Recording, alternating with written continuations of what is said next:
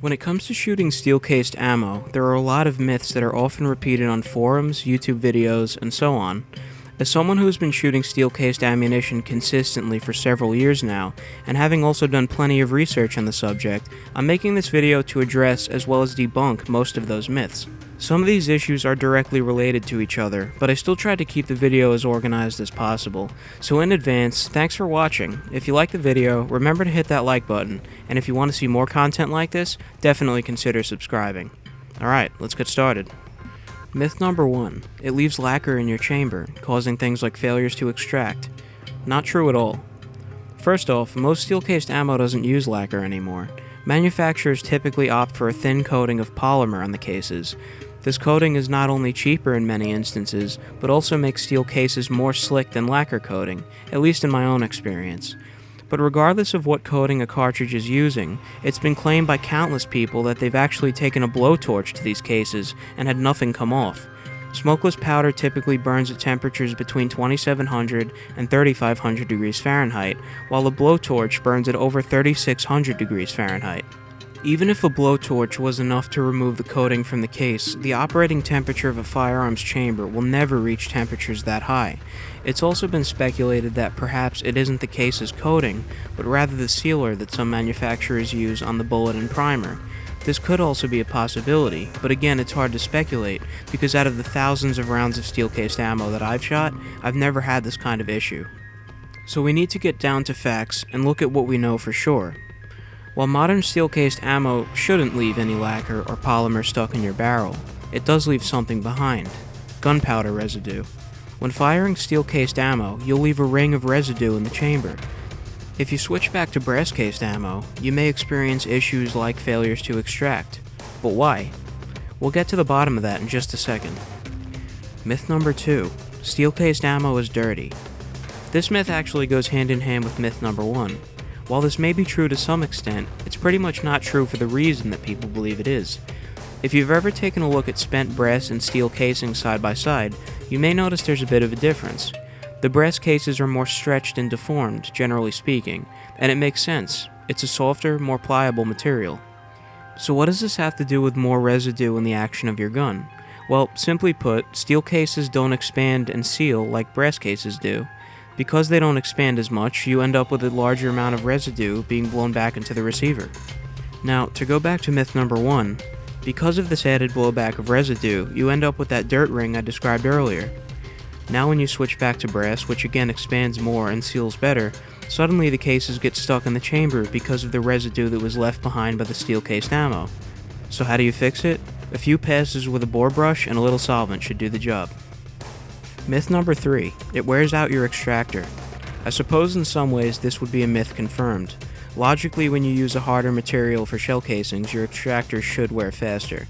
In fact, the detailed 40,000 round AR-15 torture test done by LuckyGunner.com confirms this. We'll talk more about that in a minute, but here's the problem. Who cares? You hear people complaining that they'll have to replace their extractor sooner. The problem is that most people will never put enough rounds through their gun for this to ever be a concern. The average AR-15 owner will probably never put 1,000 rounds through their rifle. Seriously.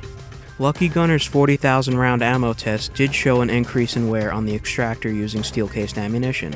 It's also interesting to note that while steel-cased ammo will probably wear out your extractor faster, it will also wear out your barrel faster.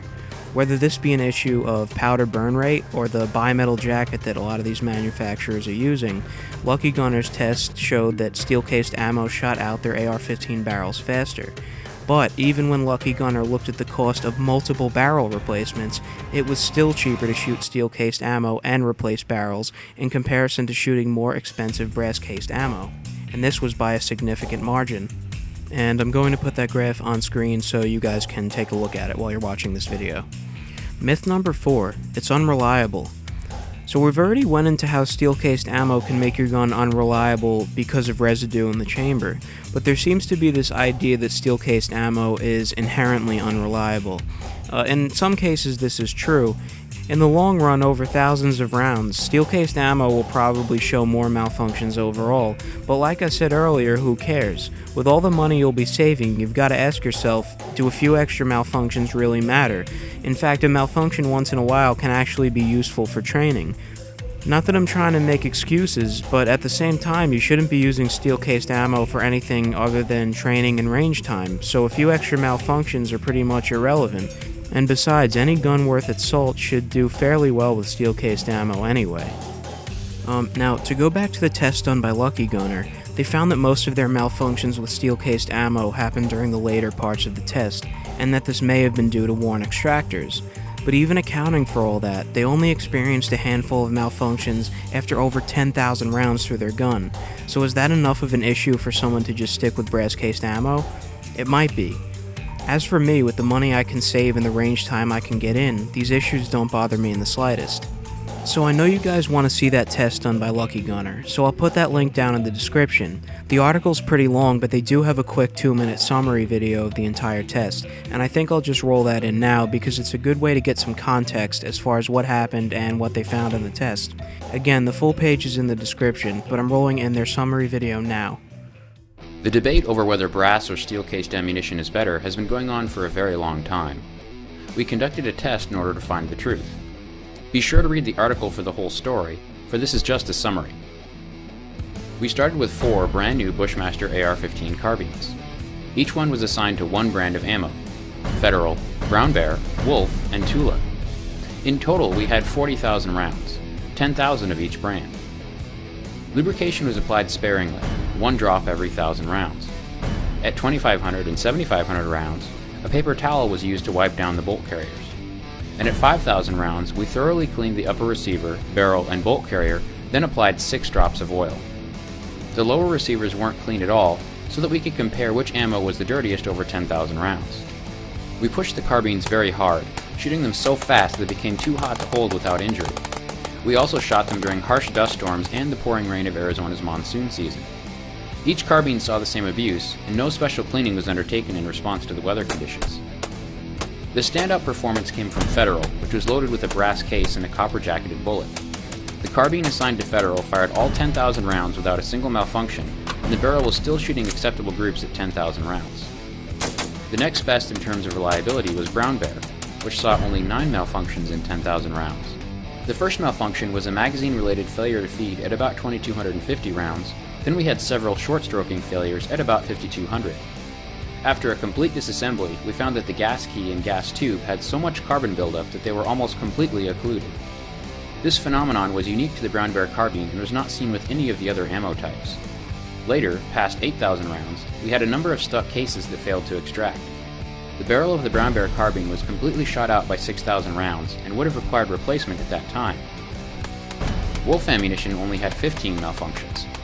1 stuck case that wouldn't extract occurred at 4,800 rounds, and 2 more just before 6,000, followed by 12 stuck cases just before we reached 10,000. Like a Brown Bear, the barrel of this carbine was completely shot out by 6,000 rounds. Unlike Brown Bear, we didn't see enough carbon buildup in the gas key and tube to affect reliability. We had problems with Tula after less than 200 rounds, and the problems persisted despite our best efforts. We decided to use a Spikes Tactical mid-length AR-15 instead of the Bushmaster carbine because the Spikes weapon had a larger gas port, which was better suited for the lower gas port pressures of the Tula ammunition. Over the 6,000 rounds fired in a very rapid manner through this AR-15, we encountered only 3 malfunctions. So there you have it. The best performance in terms of reliability and longevity came from Federal ammunition, but the imported ammunition is cheap enough to pay for plenty of spare barrels. The final choice is up to you, but you can make a better decision now that you know the facts. Alright guys, so I really do hope this video cleared up some myths on steel-cased ammo and either taught you something or at least convinced you that steel-cased ammo isn't total garbage.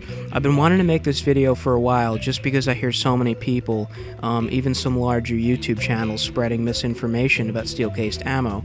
And again, although I would love to be able to afford brass-cased ammo all the time, it's definitely good to know that you can save some money and still get out to the range.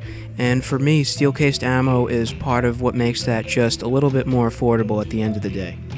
So I really hope you enjoyed this video. If you liked it, be sure to hit that like button, and if you want to see more content like this, definitely consider subscribing.